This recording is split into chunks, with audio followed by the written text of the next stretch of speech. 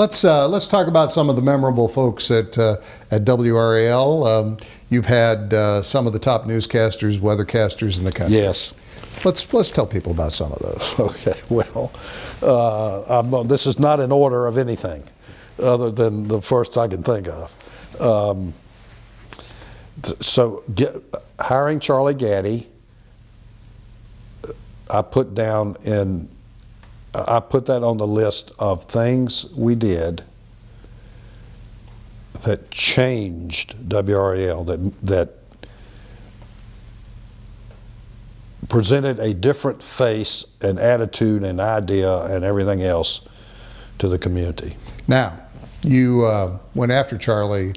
You weren't successful the first time. Well, let me mention something else, just to. All right, I told you about my grandfather, and that he understood the broadcasting business, but he didn't. He wasn't going to work the night shift on camera. I mean, he didn't understand how the business. It was not part of his. As a matter of fact, I think sometime I'm really the first member of the family that worked down in the business, worked on the business. But okay, so why do television? Okay, nobody knew what television was really going to do. There was a lot of talk, well, television's going to put radio out of business. There was all kinds of talk in the industry going around. And now I believe that my grandfather wanted to get WRAL-TV so that he could establish an editorial voice to oppose the News and Observer. Interesting. I grew up as a matter of family hoo-hoo, not liking the News and Observer. By the way, I've gotten over that. It's a terrific group, and I really like the Daniels family. But there was such a political, ideological notion about the News and Observer that he wanted to have a television station so that he could establish an editorial voice. And to do that, he got the station, and then he hired Jesse Helms. So here come the editorials. They were 4 minutes, 3.5 or 4 minutes. They were in the 6 o'clock news. We didn't do sports. Think about how you're going to get 3.5, 4 minute editorial in your 6 o'clock newscast. Well, where do you get the time? So that was a very unusual proposition. So Senator Helms had to write an editorial every day. I think we recorded them a couple of times a week. And that went on for a long time, right? I found this, I'm going through some files, I found this just the other day. So some people, some community members came to see my grandfather and asked him to let Jesse Helms out of his contract so that he could run for the Senate. And I have the correspondence between the two. It's really kind of funny. Well, we'll give you the time off. You don't expect to get paid. Your job will be here when you come back at the same pay. It was a really interesting back and forth between the two of them. So now I wasn't on the editorial board. They met every morning. I would have never gotten anything done. And I wasn't a part of that. When people asked me, what do you think about that? I said, well, that's what my grandfather wanted to do. So that's what I want to do. Interesting. So that was a major part. Jesse Helms was one of the big names here, obviously. Jesse Helms was a big name here. Yeah. And then he went to the Senate. Yeah. Charlie Gaddy, Okay, so He was at WPTF radio. it was a WPTF radio. There were two things going on. Fred Fletcher, when he would notice a young person that had talent, he would always try to help them. So I got this call one day from Fred. He said, Jim, there's this boy at WPTF, Charlie Gaddy, and he's put out a record. He had put out a record. He said, I want you to get him over here, and I want you to make a video. I want you to produce the record, do a music video. The first, So he sang. he sang. Well, we lip synced. I mean, we played the record and he lip synced, but we did that piece with him. So, and so Fred really wanted to promote him. But this was what really happened. This is the rest of the story.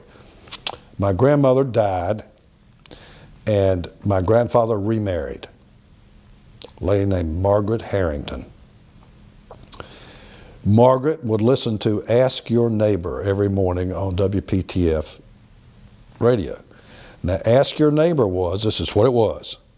You call, Charlie was on, you call him and say, Charlie, I have a bicycle I'd like to sell, or I'm looking for this, or if you can get somebody to call in, I need to buy a used freezer or something. It was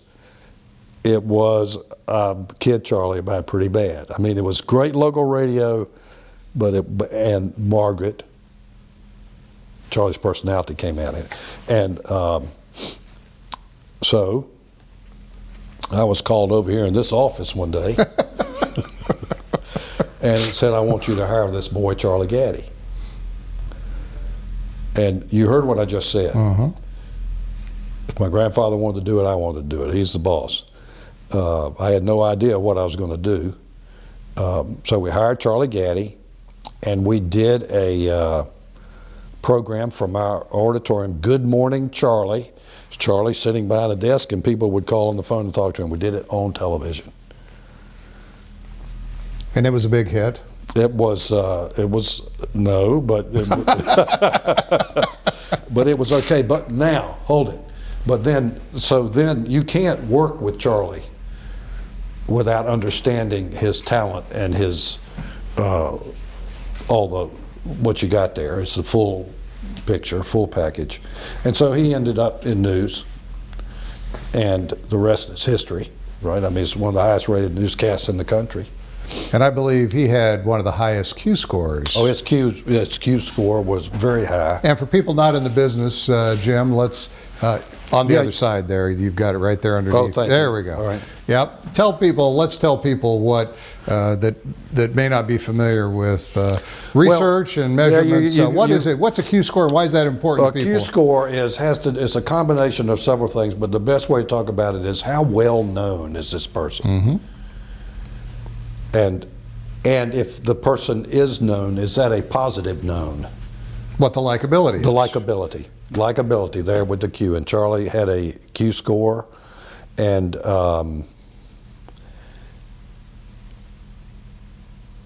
I'll go back and check. Greg Fishel is close, and David Crabtree is close, and Deborah's close. So, the Charlie Gaddy.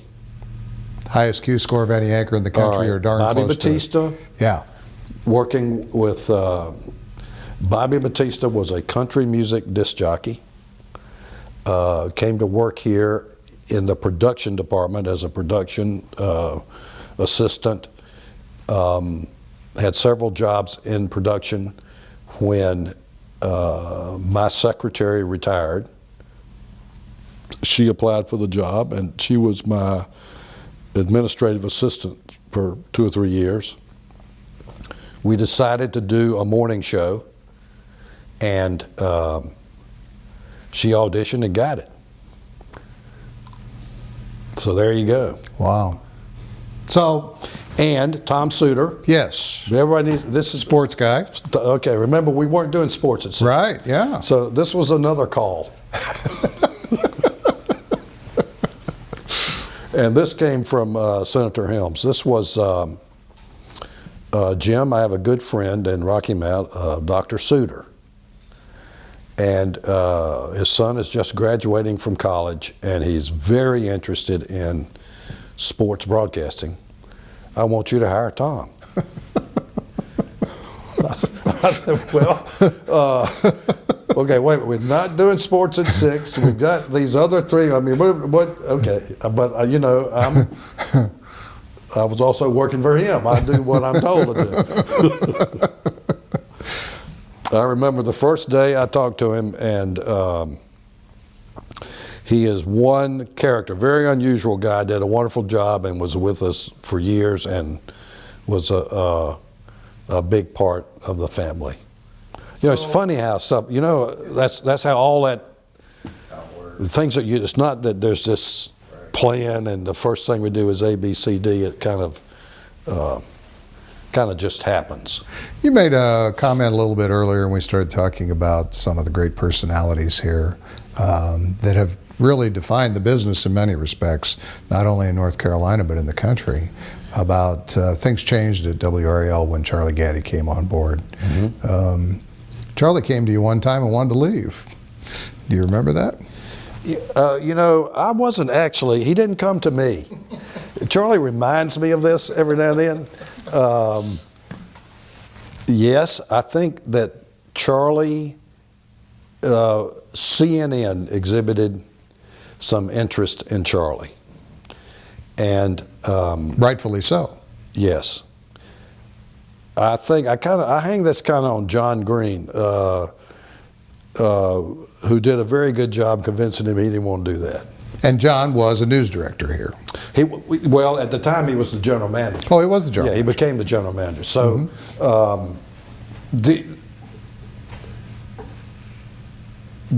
okay, here my true feelings about that were, or are,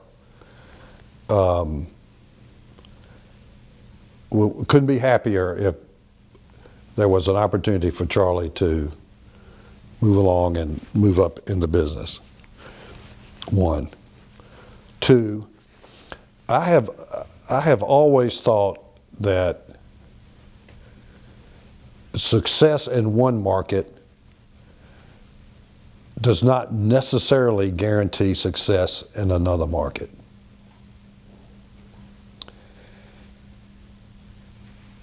And I thought it was a risk.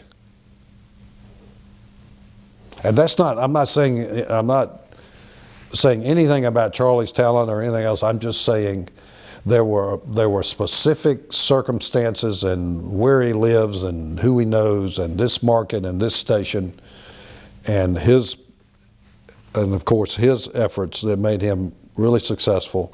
Now, getting in the middle of 25 anchors at CNN, I was a little worried about that. Now, I didn't tell him that. I'm telling you what I thought. And I don't think it's negative to say that Charlie's not a big-time anchor. That's part of why he's so good. Right, okay. I worried about that. So you've had a succession of wonderful people. What besides luck of going from a Charlie Gaddy to a David Crabtree or your succession of people? You know, David had been down east, mm-hmm. and we had been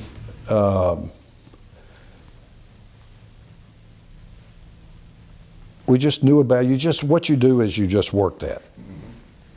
Mm-hmm. And then he'd left the market and was looking for an opportunity, and you needed someone. That's right. So it worked out. Worked out fine. And the same thing, you had one of the highest rated weather people in the country for years and years, and when he left, Greg Fishel came on board, and now Greg has aspired to very similar. The biggest name in weather. Yeah. Bob DeBartolome. Yeah. Now there's a character. Yeah. Did a wonderful, wonderful job. Yeah. So, tell us a story about WRAL that maybe people don't know, something that you think's very interesting that's happened here that you're very proud of. Well, I want to make sure that I get this. Well, we care a lot about our history, and I want to make sure there are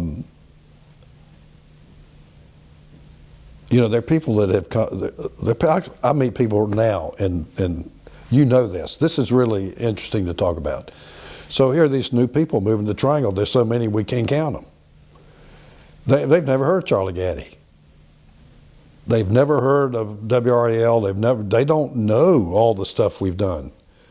And what I'm trying to say is that while our history is really important, and I'm the chief history cheerleader person, my job, we have got to sell ourselves every day. You know that. I mean, you know what I mean. That's a tough. Yesterday's ratings are good. What are you going to do tomorrow? Right. So that's a key. I think a key thing about WRAL is we're always, while we've got a lot of history and tradition, we're always focused on what's next and what's the future. And I'm really proud that we've been the only owner of this station. How many stations in the country have that I'm sure. designation? I don't know, 25 or 30. I really don't know. It's diminishing. It's diminishing. I laugh sometimes that they're kind of like pork bellies. Yeah. They sell 30 here and 20 there and all that kind of stuff, and I find that to be. And you're the only owner of this station the entire history of that's Put it on the air. Wow. So I had the family, just remarkably unique people. My grandfather and my 3 uncles have a rich history. By the way, I remember having a wire recorder. You remember that? I've got one. Do you? Mm-hmm. Yeah, back on recorders. I was looking for a picture of my wire recorder, but and all of them got into something that was new. Nobody knew what it was or how it was going to work, and had great careers in it. And I am very proud of them. I've wondered if I'm ever going to stop talking about, now that I'm 74, am I going to stop talking about my grandfather, my uncles? And the answer is no, probably not. I mean, that's kind of a... I don't think many people knew about wire recorders until the most recent remake of the movie Dick Tracy. And if you remember the scene, mumbles, they can't understand what he's saying, so they record him with the wire recorder and they hold it with their fingers to slow it down, and then they understand perfectly what he said. My grandmother fell down and broke her hip. And so my grandfather hired a yard person, driver person, for my grandmother. His name was Oscar Williams. I had a wire recorder. I've got to remember what year this is, but Oscar worked for my grandparents during the day, and he was a minister, African-American minister, and gospel singer. When I get home from school, I get the wire recorder, we go down in the basement, and Oscar would let him out, and I would record him and play him back for him. I mean, we had the most fun doing that. Oh my gosh. Yeah. Do you still have those? Oh, no. I actually started looking on the web for wire recorders, and there's some on there. Yeah. I don't know how long they made those, but not very long, it doesn't seem. Or maybe I'm not aware. Talent, Ray Reeve.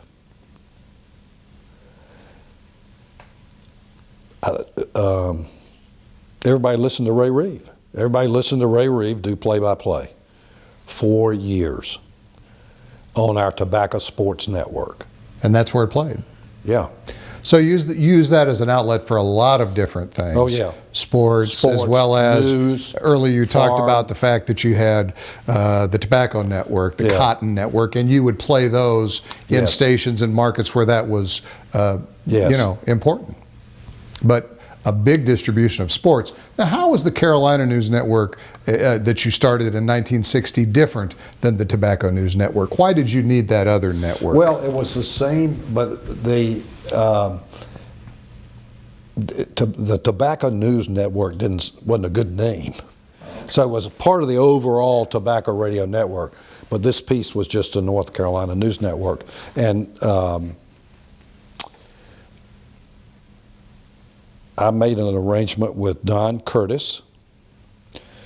We wanted to get into sports radio. Sports radio is local radio.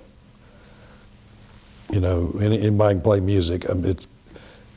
Being in sports radio gives you an opportunity to do local programming. I wanted to do that, and I acquired an FM, and I wanted to move. I wanted to acquire Don's AM sports radio station and put it on our FM, and so we swapped for the news network. So you're talking about Don Curtis with Curtis Media, Yes. who owns the largest owner of Right. radio stations in North Carolina, and I believe the largest single shareholder owner of radio stations in the country. Yes.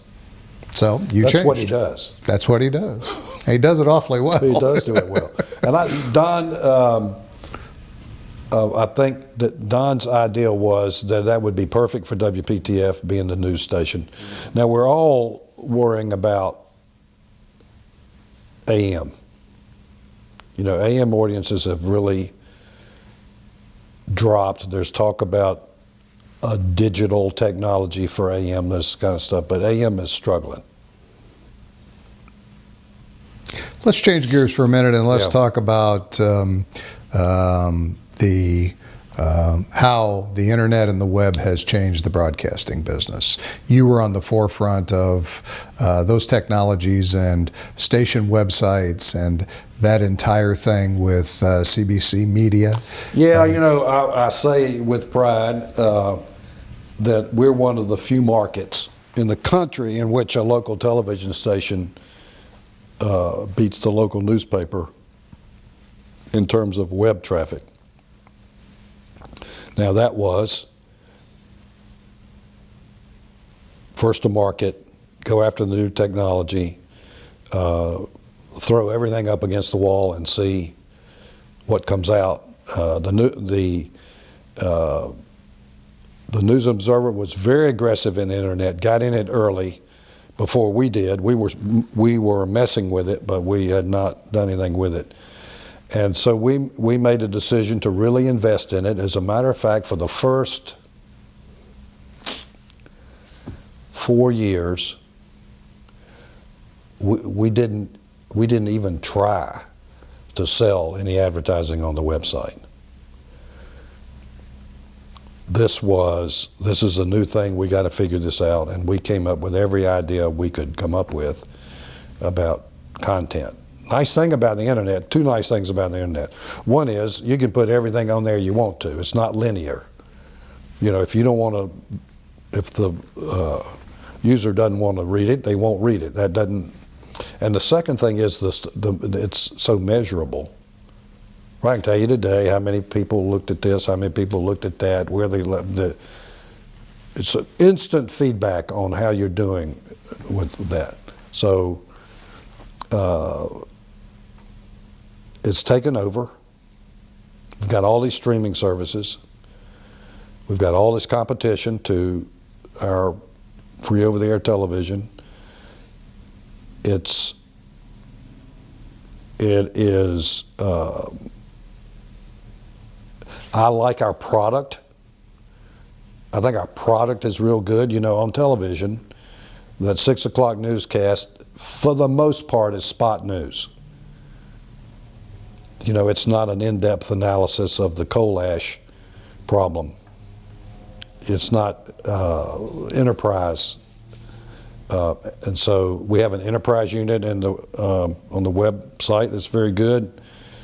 So we're able to do a whole lot of things. That's really a full service place, and it's doing well now from an advertising point of view, economically, and I'm glad we did it. But remember, all of these, everybody wants to provide programming over the internet. My network, our networks, everybody. You can see all, how many people now get their TV programming on the internet. That's a big competitor for us. However, we have ATSC 3.0. And that's the competitor for them. In other words, we can, with ATSC 3.0, we'll be the highest, we'll be the most efficient bandwidth provider there is. So I'm confident about that. And then, again, the big investment, long-term, forever, has been and will be local news. And you know that. I'm not telling you. Let's talk about one more thing. Let's talk about one other technology that we had chatted about just before we started today, and this is March in 2018, but the big buzzword and something that a lot of stations would like to do but aren't into, and you are drones. Tell people what you're doing with drones today and how you see that developing as part of content. Well, I think drones are will be very much a part of the future, not just the television future, but everybody's future. I read yesterday. Right, flying machines with cameras on them that can be guided. And there are now several hundred cities that are allowing pizza companies to deliver pizza. They're going to be into the delivery business. They're going to, I mean, drones are going to really going to take over. But as it relates to television, what we've got is these flying machines that have high quality cameras and have wireless systems so that we can receive the signal. And so we wanted to get on it as soon as we can. Now you have to be a licensed pilot. If you for a hobby, you could go down to Best and buy one and fly it this afternoon. If you're doing it for commercial purposes, you need to have a license. So we've gotten our folks licensed, and we're trying a lot of different things with it. What we've really seen is just unbelievable, beautiful pictures of outdoors. So whether it's going to be a news gathering proposition, I don't know, but it's sort of the next, it's the next frontier for us. So what's next for Capital Broadcasting? Well, changing networks will keep you busy. And in reference to that, you changed from 30 years with CBS back to NBC. When exactly did that happen? I don't have that date, but it's been recently in the last... February in the last 2 years. Okay.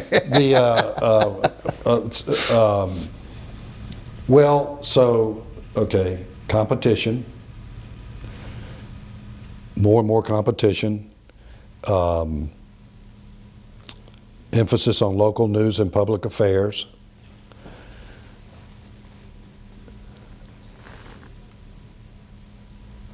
Changes in advertising, the structure of the advertising industry as it relates to more targeted advertising, as it relates to how advertising is purchased.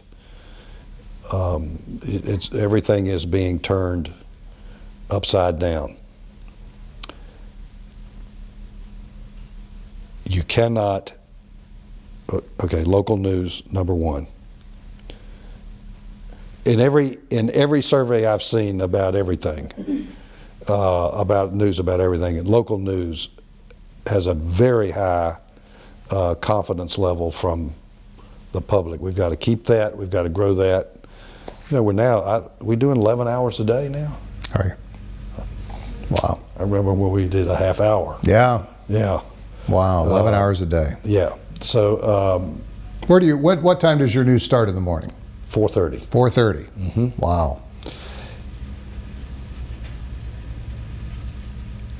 And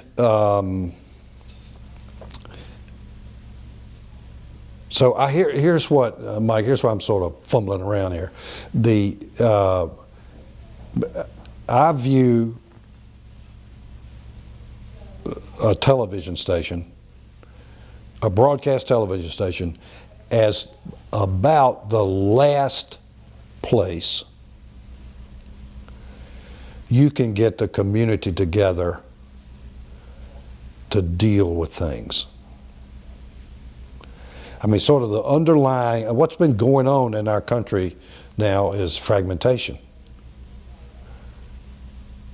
Right? Boom, boom, boom. Hundreds, 1,000 channels or something I think I have on DirecTV. Hold on.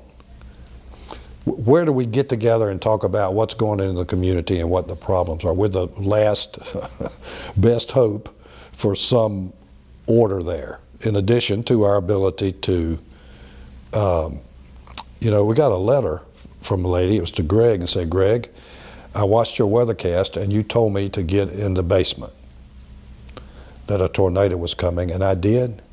And Greg, my house is gone.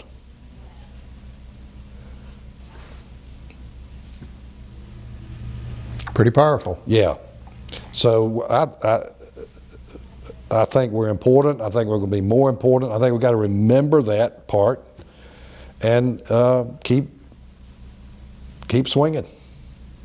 I didn't tell you about background music. I want to hear that.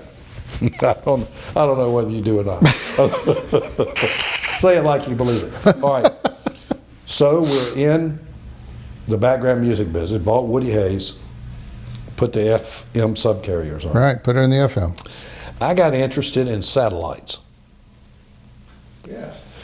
Now here's the way the background music business worked.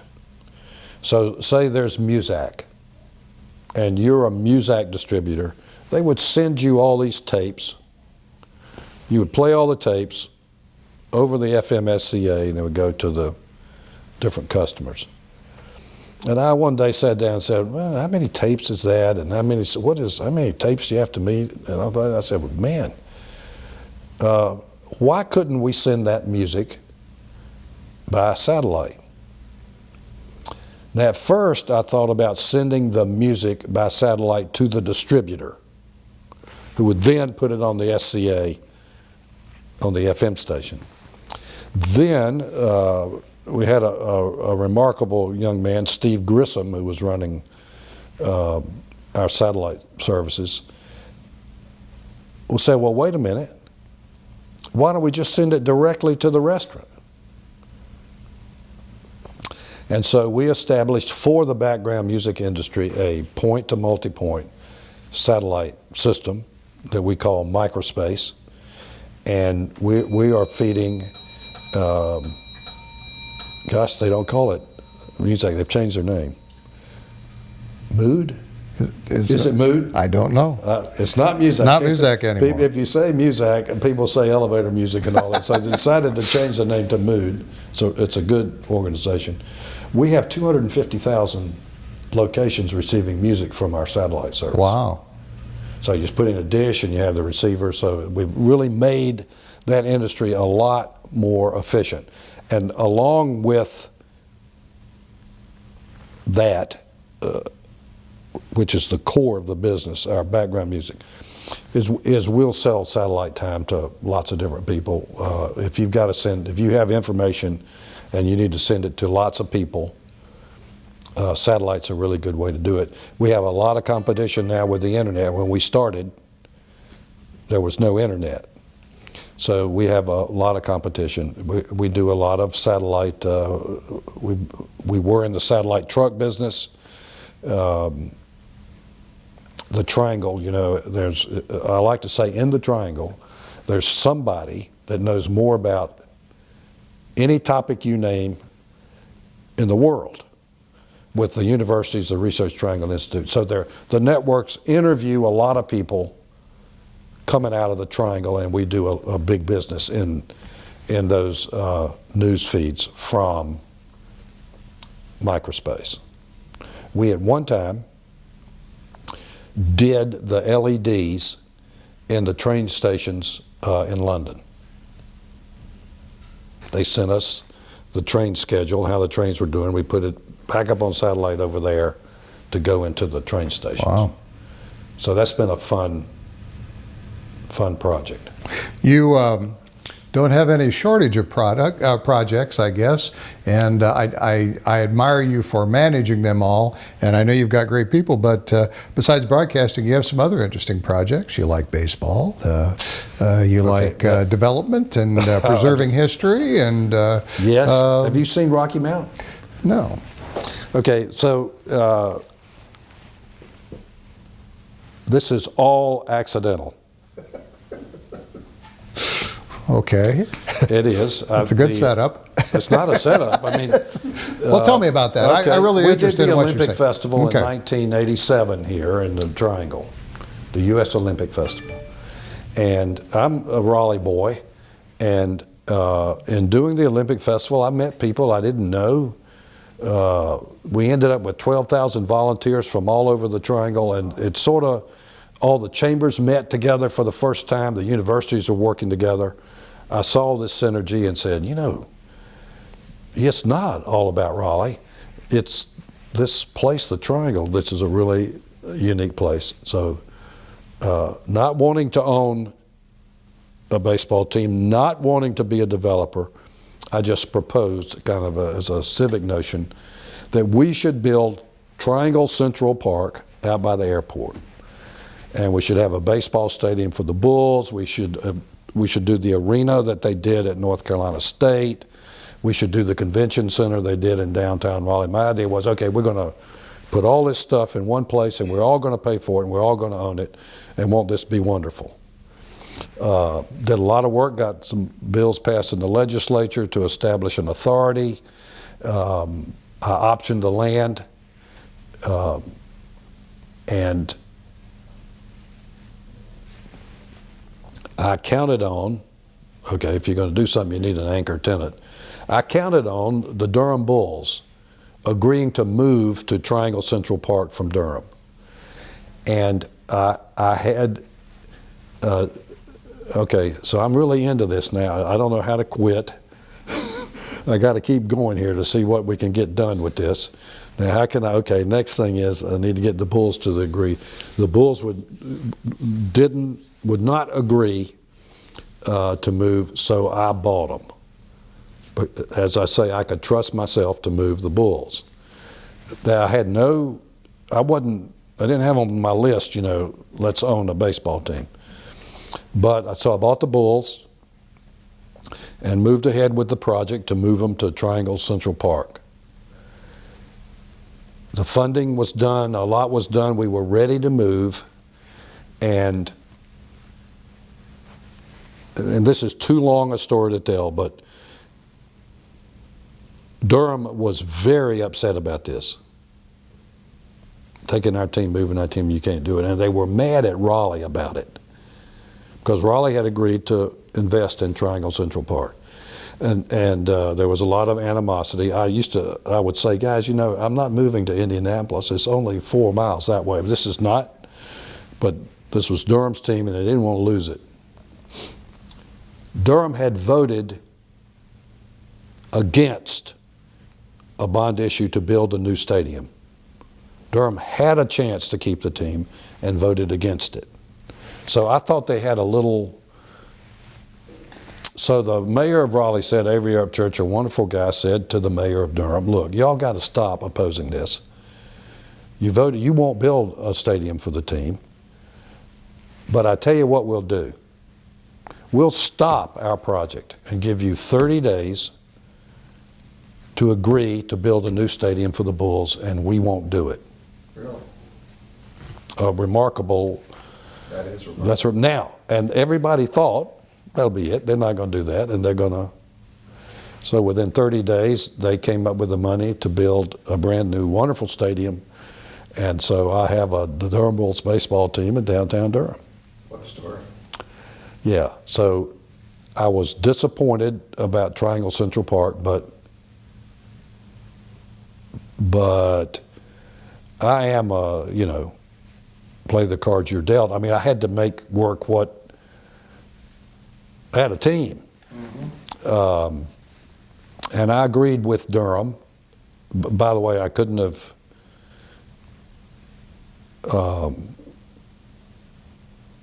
I'm not saying I always agreed with what Durham wanted to do, but I always knew that they would do what they said they were going to do. I think they knew that about me, and so we had a good relationship going forward, and they built a terrific stadium, a wonderful ballpark. So how does your relationship with the American Tobacco facility, was that before or after? No. When Durham agreed to build a ballpark, I said, okay, I'll tell you what I'll do. I have no idea if I can do this.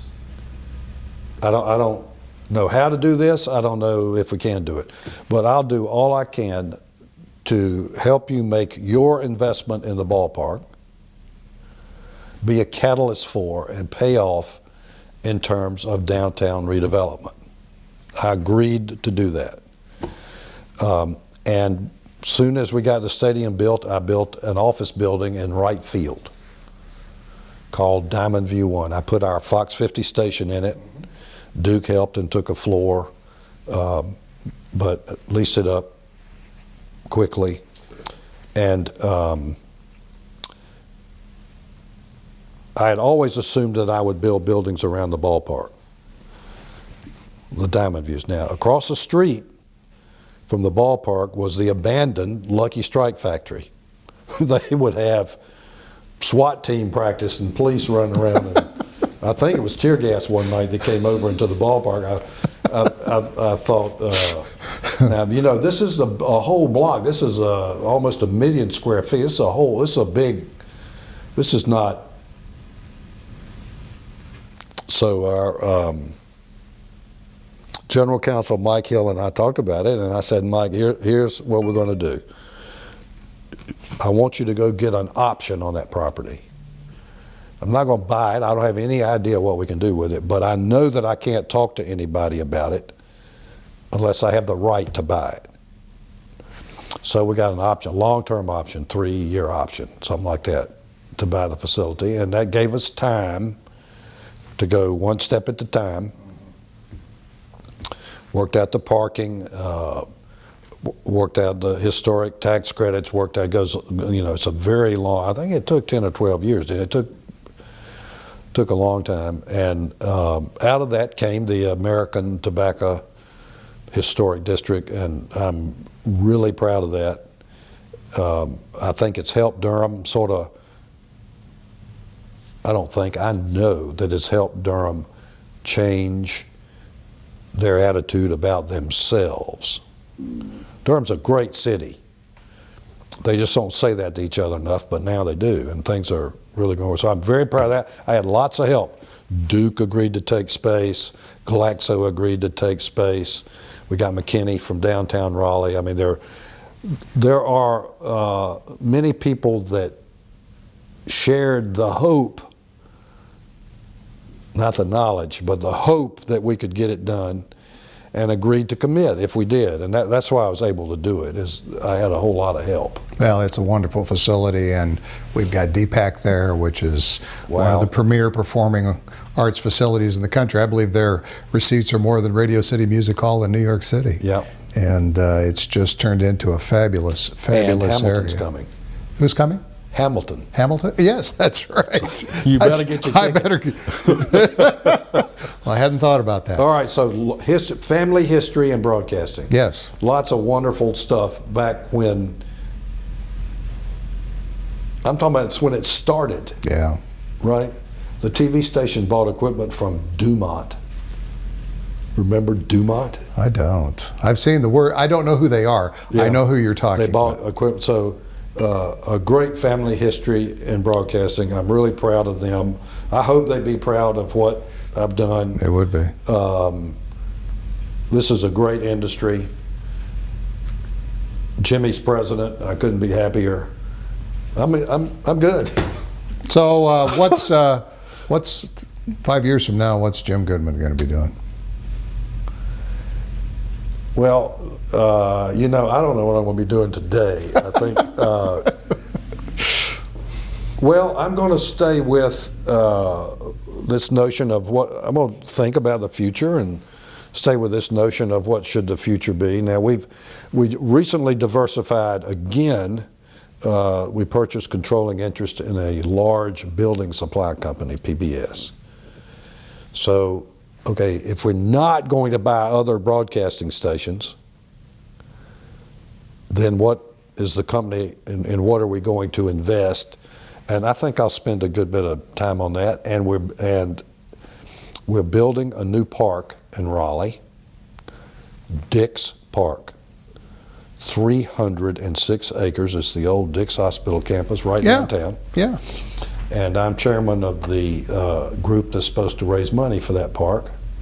So I have a feeling I'll be doing a lot of that.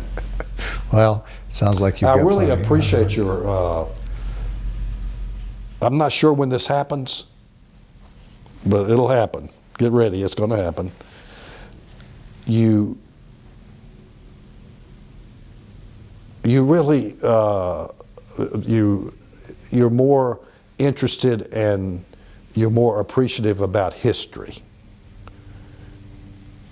right? It just becomes more meaningful to you as you get older. Don't you think that's true? I think that's exactly true, and I think that's why it's so important what we did today, because no one, on many occasions that I've been around you, I've heard you tell wonderful stories. No one can tell them because they haven't experienced them Right. the way you have. And this entire project, the interview that we've done today, it captures this for a brief moment so that 50 years from now, 100 years from now, when we're all gone, someone else can relive and understand better the things that took place before us, because I don't think people appreciate the sacrifices or sometimes the genius, or sometimes just falling into things that consequently... Or the mistakes. Mistakes, absolutely, Yeah. that have created the future and all of the great things that we enjoy. And that's why I think this project and your comments, all the things that you do, Jim, are so wonderful. Well, now come on, you're very nice. I'm glad. I'm glad to talk about this because of my family. Yeah, so very kind of you to take time today. Is there anything else you'd like to share with us today? No, I think.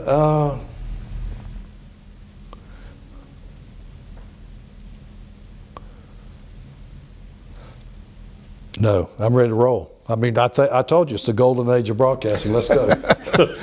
Jim Goodmon, thank you so much.